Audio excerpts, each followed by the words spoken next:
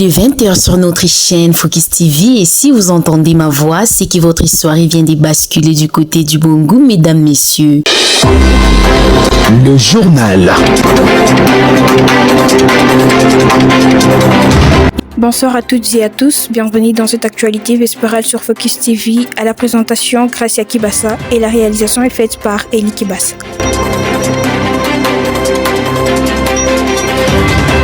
Ouvrons ce journal par cette actualité à l'occasion de la journée des parents vivants et morts célébrée ce 1er août. Plusieurs familles se sont rendues au cimetière Penga Penga de Lubumbashi pour honorer la mémoire de leurs proches disparus.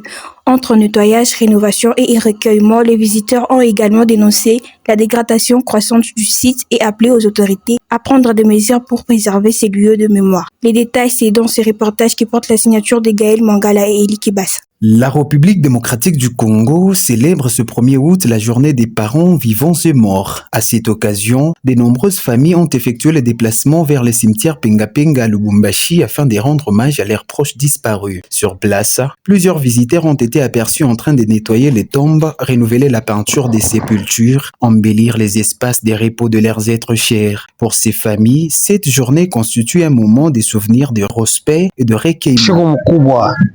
The 1er août tunajua tulikuwa duniani kutembea shebote, tulikuya Mungu alitumba, anasema tuko mavumbi, tarudi kwa mavumbi. Leo tunakuya juu ya kuaranje pa matombi yabo ili tu pamoja yanabo. Cependant, au-delà des activités d'entretien, de nombreuses voix se sont élevées pour dénoncer l'état préoccupant du cimetière. De visiteurs affirment avoir constaté que certaines parties du site sont désormais utilisées par de jeunes pour la fabrication de briques. Une pratique qu'ils considèrent comme une profanation et un manque de respect envers le défunt. Pika mabriki analabisha matombi ya bantu, banafanya desordre ku matombi yengine kuwazi. Donc abeshimie bale basha kututangulia. Hii akti tunaona haina akti mzuri. Maiti ni kitu ya kuheshimia sana. Juna yeye anaota fika kule. Ifo kuheshimia maiti.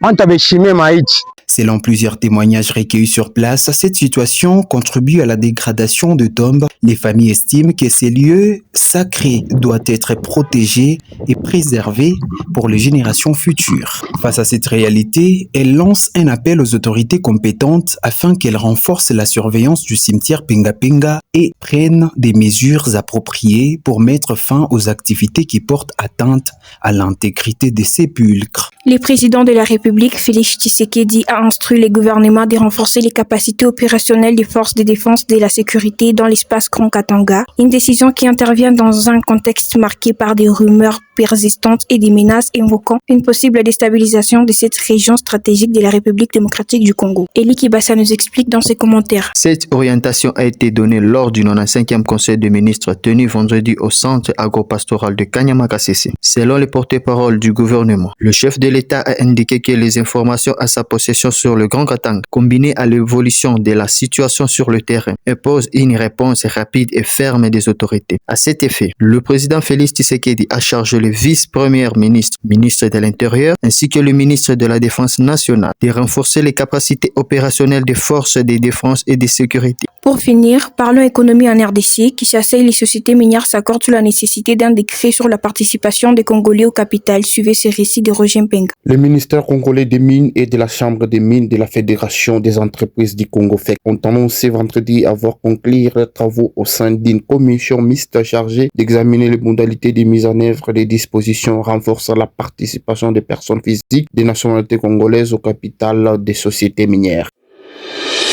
C'est par cette actualité que nous mettons en point à cette grande édition du journal sur votre chaîne. Merci de nous avoir suivis. Daniel Milamboué vous fixe rendez-vous la semaine prochaine. Quant à moi, je vous dis au revoir.